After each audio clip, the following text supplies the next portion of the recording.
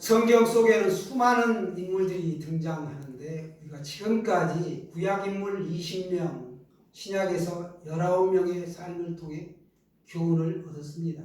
오늘 살펴볼 오네시모까지 총 40명의 성경 속 인물을 주제로 다루게 되는데 나머지 인물들은 비중이 떨어져서 안 한 것이 아닙니다. 특별히 성령의 감동에 의해 40명을 엄선한 것일 뿐 성경 속의 모든 인물은 악인이든 선인이든 우리에게 귀중한 교훈을 주고 있습니다. 오늘 본문의 빌레몬서는 바울의 옥중 서신으로 잘 알려진 개인적인 편지입니다. 옥중 서신 하게 되면 첫 머리 글자를 따라서 에빌골빌, 에베소서, 빌립보서, 골로새서, 빌레몬서 이렇게 네 가지 성경이 바로 옥중 서신이다라고 불려지고 있습니다. 사도 바울이 감옥에서 편지를 썼는데 이게 정경으로 채택이 된 것이죠. 편지가 그 당시에는 유일한 소식을 알리는 수단이었습니다. 오늘날처럼 비행기나 배가 발달된 것도 아니에요. SNS로 문자나 카톡이나 또 이메일로 이렇게 서로 알릴 수 있는 그런 시스템이 없었던 것이죠. 그래서 몇 달, 몇 개월 이렇게 먼 거리를 주로 도보로 직접 걸어가서 소식을 전하거나 아니면 편지에 의하여 소식을 전할 수가 있었습니다. 안부를 묻고 그동안 어떻게 지냈는가 그리고 이쪽에서 어떤 내용을 전달할 건가를 전할 수가 있었던 것입니다.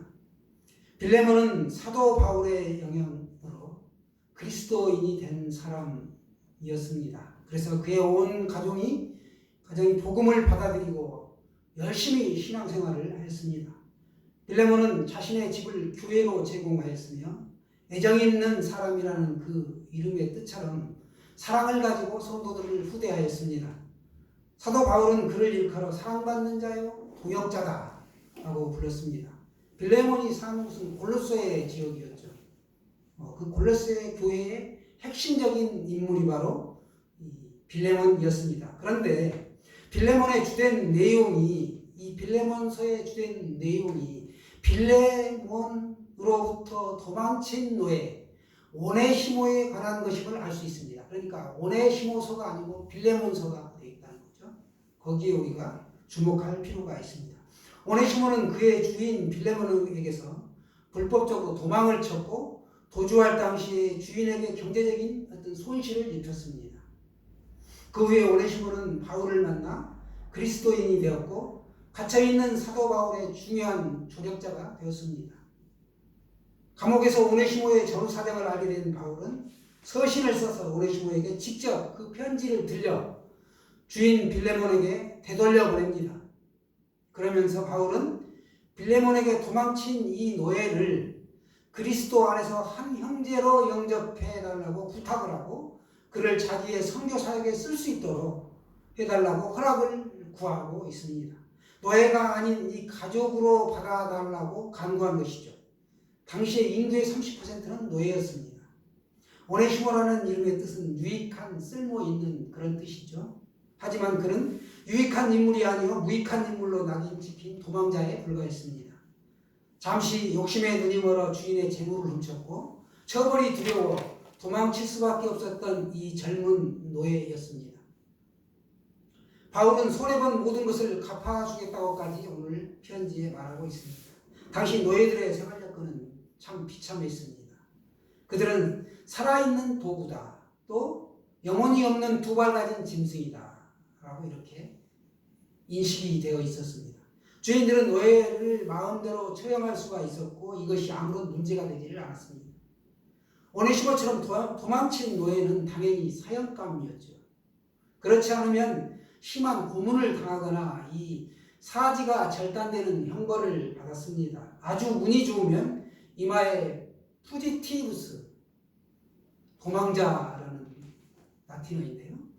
이 머리 글자 알파벳 F자에 이 낙인이 찍히는 선에서 그치기도 하였습니다. 우리 예전에 그런 거 볼 수 있었죠? 이마에 죄인이라는 표시를 하는. 로마법에는 도망친 노예를 변호할 수 있는 법적인 근거가 마련되어 있었는데요. 주인의 친구나 동료가 신원을 보증해주면 살아날 수가 있었습니다.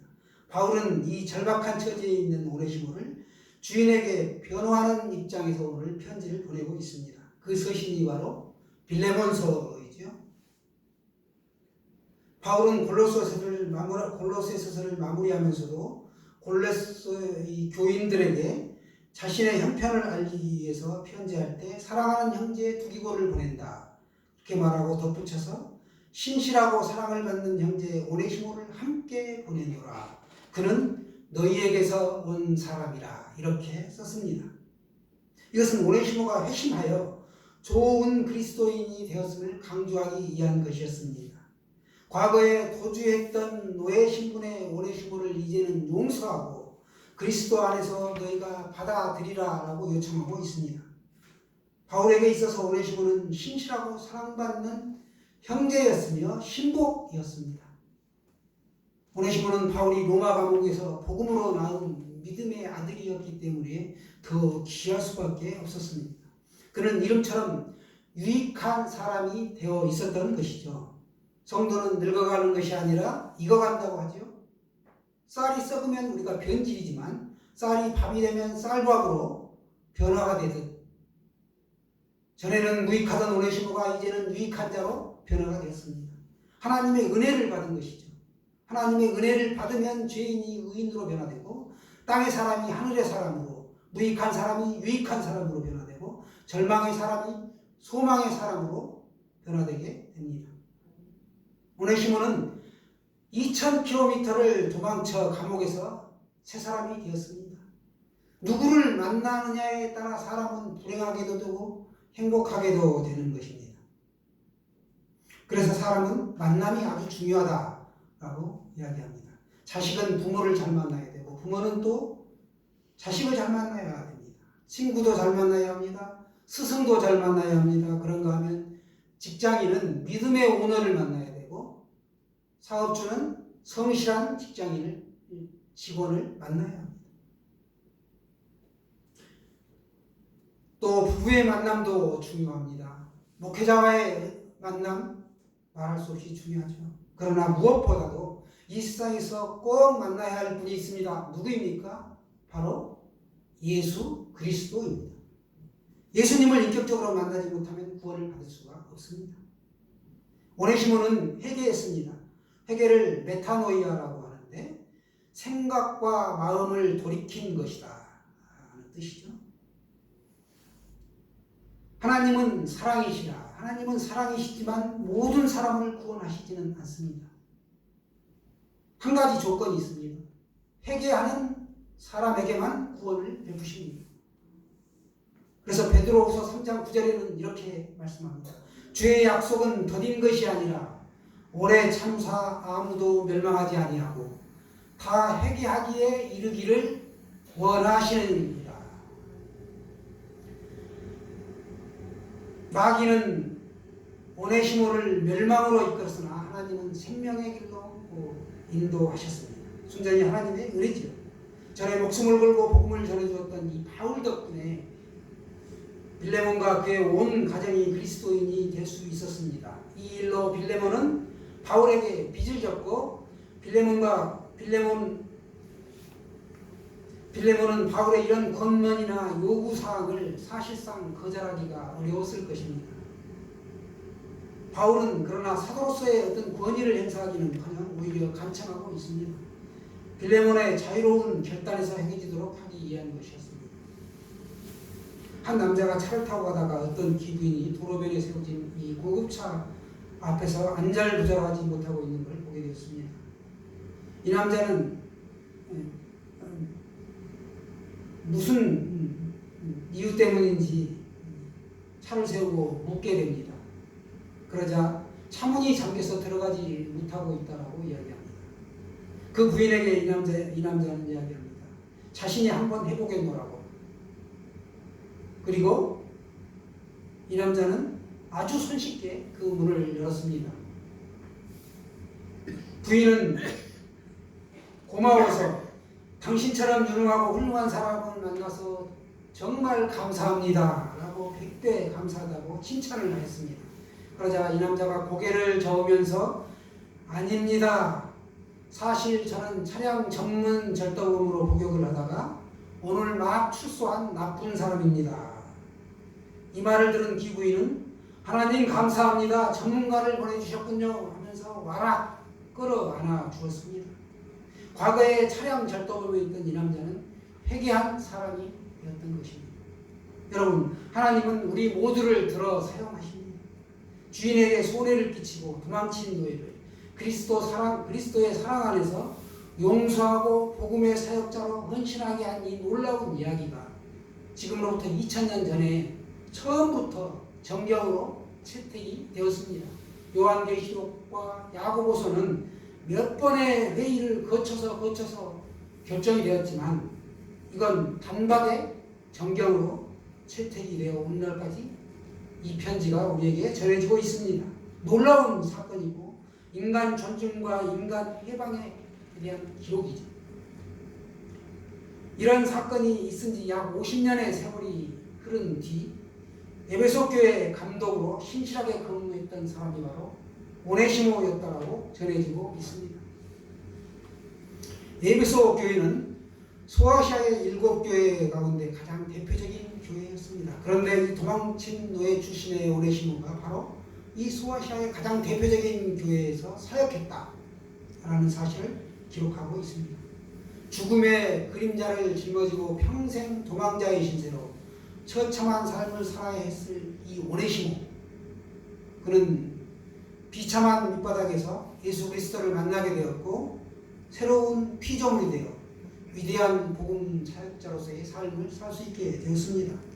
엊그제 우리에게 들려온 소식이 또 하나 있죠. 정재용이라고 하면 기억이 나실지, 박사나와 결혼해서 이렇게 올해 나이가 57세인데 신학교에 합격을 해서 지금 수업을 받고 있다고 하죠. 그 아버지는 뭐 유명한 대통령을 지내셨으니까 잘 아실 테지요. 자기들처럼 죄가 많은 사람들이 신학을 해서 이렇게 하게 되면 그 부모님한테 말씀을 드렸더니 너가 교회를 개척해서 세우면 신학을 마치고 목사 안수를 받고 교회를 세우게 되면 우리도 기꺼이 너가 신고하는 교회에 나가겠노라고 기쁘게 대답했다고 하는 소식이 들려옵니다. 어떤 사람은 이야기합니다. 그렇게 천인 공로할 죄를 지은 사람이 천국에 간다니 말이 안 됩니다. 그런데 하나님 앞에서는 그 사람이나 우리나 똑같은 죄인입니다. 오네시모를 통한 교훈은 복음 앞에서 모든 것은 변할 수 있다는 것입니다. 복음이 변화시키지 못하는 것은 없다. 세상은 다 포기한다 할지라도 복음은 절대로 포기하지 않습니다. 하나님은 그래서 우리를 포기하시지 않습니다. 값비싼 나무 분재를 본 적이 있습니까? 나무를 원하는 모양대로 만들기 위해 철사로 아주 꽁꽁 묶어두죠. 제멋대로 자라도록 놔두면 작품이 되지 않는다고 합니다. 마찬가지로 우리가 새로운 피조물로 살아가기 위해서는 자신의 뜻을 꺾고 죽여서 하나님 앞에 하나님의 뜻에 굴복시켜야 합니다. 굳은 의지를 갖고 내가 말씀대로 살기 위해 어느 정도 연습하고 훈련해야 될 필요한 부분이 있습니다. 물론 모든 과정에 성령님이 개입해 주시죠. 저는 오네시모와 같이 우리 모두가 모든 사람들에게 유익한 사람으로 이 세상에서 살아가기를 원합니다. 10여 년 전에 미국 캘리포니아에서 폴크스바겐 차량이 도난을 당한 사건이 있었는데요. 경찰은 수사력을 총동원해 차량과 그 절도범을 찾기에 주력하였습니다. 특별히 그 지역 라디오 방송까지 이용해 절도범과의 접촉을 시도하죠. 왜냐하면 도난당한 차량 앞좌석에 족국물을 바른 과자가 있었고 절도범은 그 사실을 알지 못했기 때문입니다. 차 주인은 쥐를 잡으려고 독을 바른 과자를 봉지 안에 잔뜩 넣어두었습니다. 경찰과 차주는 차량을 되찾는 것보다 절도범의 생명을 구하는 것이 더 급선무였습니다. 하지만 이 절도범은 그런 의도를 알아채지 못한 채 자신을 도우려는 사람들을 피해 더 멀리 도망갔다라고 나중에 알게 되었습니다. 절도범은 사랑을 거절한 것입니다. 하나님은 어제나 오늘이나 영원토록 변함없이 우리를 사랑하십니다. 그러나 아직도 그토록 많은 사람들이 인생을 허무하게 마치고 맙니다. 왜냐? 그들이 하나님을 받아들이지 않기 때문이죠. 바울이 도망한 노예 오네시모의 주인 빌레몬에게 보낸 이 짧은 편지는 비록 노예일지라도 그리스도 안에 있으면 한 형제이므로 사랑 안에서 서로 용납하고 받아들여야 한다는 사랑이 녹아 있습니다. 이 화해와 용서의 정신은 죄로 인해 영원히 죽을 수밖에 없는 우리를 구원하시려고 자기 몸을 들여 대속의 죽음을 택하신 그리스도의 사랑에 바로 기인하는 것입니다.